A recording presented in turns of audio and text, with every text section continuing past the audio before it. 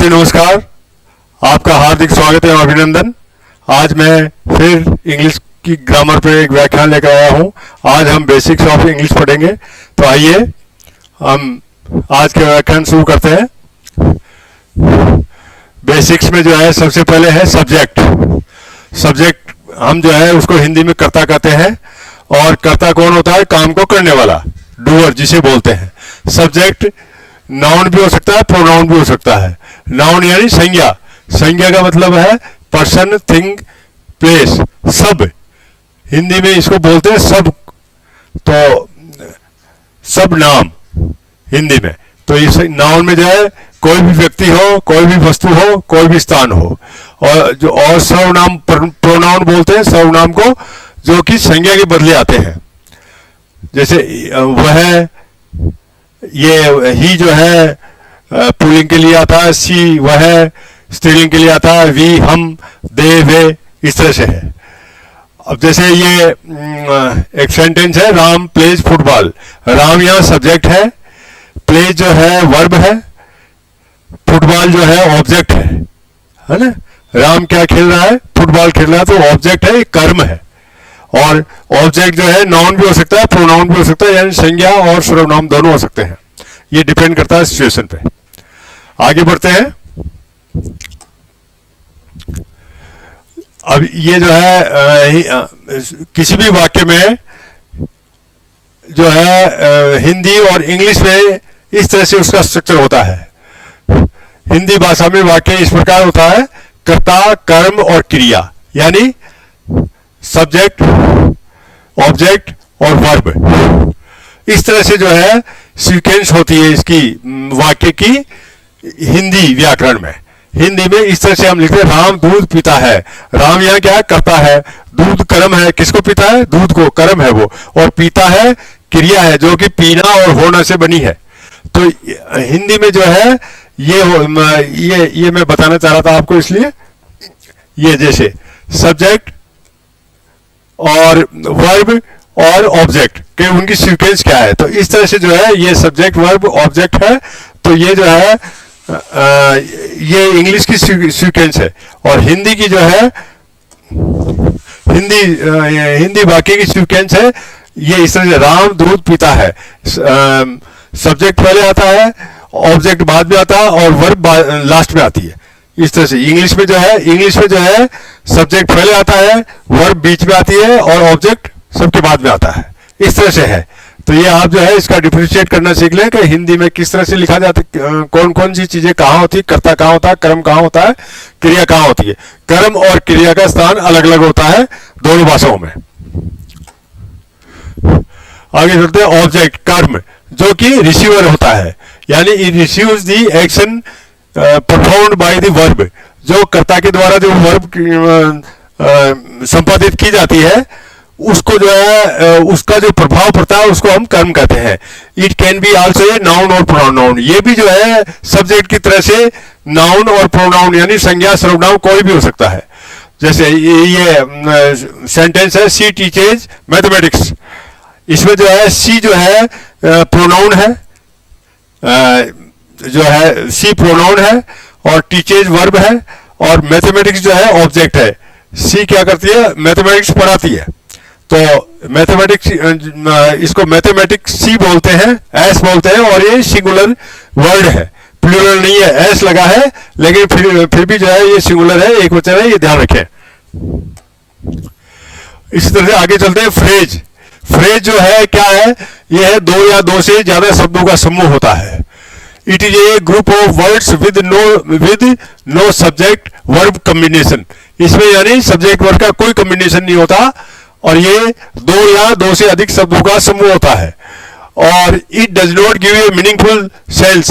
ये उसका कोई मीनिंगफुल सेंस नहीं दे सकता है ना। जैसे एट ऑफिस लिखा आपने, या एट होम, तो ये जो है ये भी फ्रेज है। एट ऑफिस भी फ्रेज है और एट होम भी फ्रेज है। अब ये देखिए, the author writes a book on English grammar.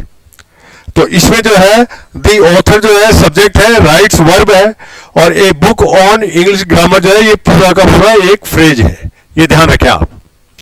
आगे बढ़ते हैं। आगे है क्लाज। क्लाज को हम हिंदी में उपवाक्य भी बोलते हैं और ये वाक्य का छोटा भाग भी है। ये देखिए, इसमें जो है सब्जेक्ट और वर्ब का कॉम्बिनेशन होता है ना, सब्जेक्ट और वर्ब। जैसे राम जाता है, तो it is a combination of subject and verb.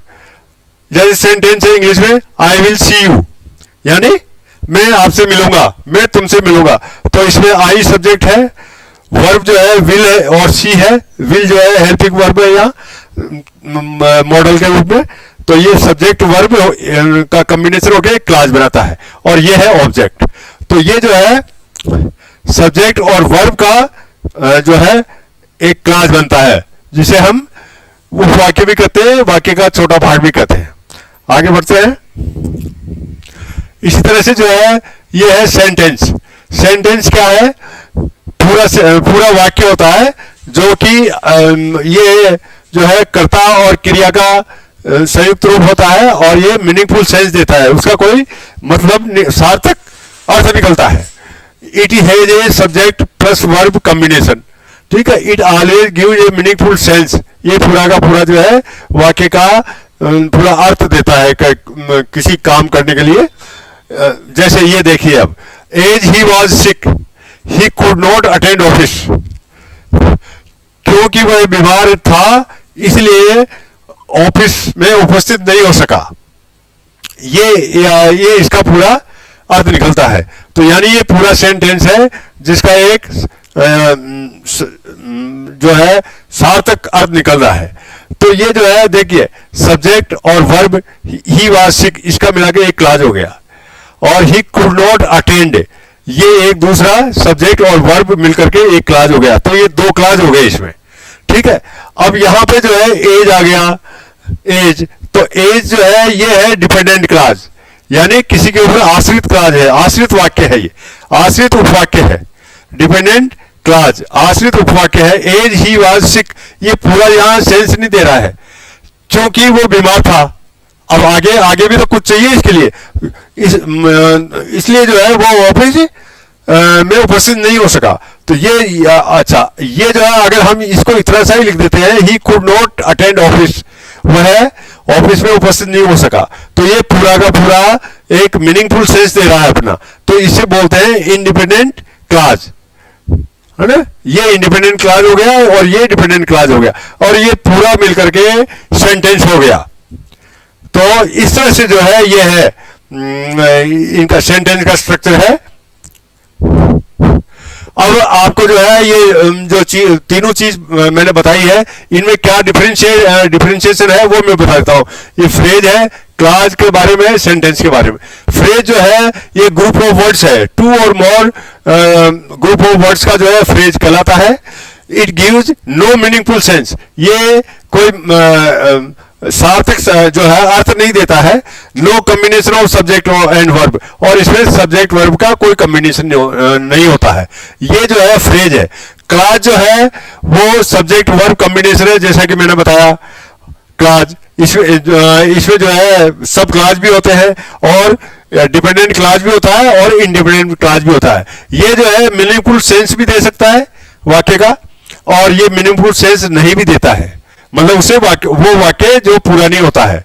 और सेंटेंस जो है ये सब्जेक्ट वर्ब का कॉम्बिनेशन तो है ही है, और it gives A meaningful sense, ये पूरा का पूरा उसका स्पष्ट रूप से अर्थ बताता है, जो वो कहलाता है सेंटेंस। तो आज का व्याख्यान यही समाप्त करता हूं। आशा है आप जो है इसको एक बार फिर पढ़ करके जो है इसका अपना ज्ञानवर्धक करेंगे, और आगे से आगे मैं फिर इसके आगे व्याख्यान लेकर आऊंगा। जरूर देखें। आज का दिन आपके लिए शुभ हो। धन्यवाद।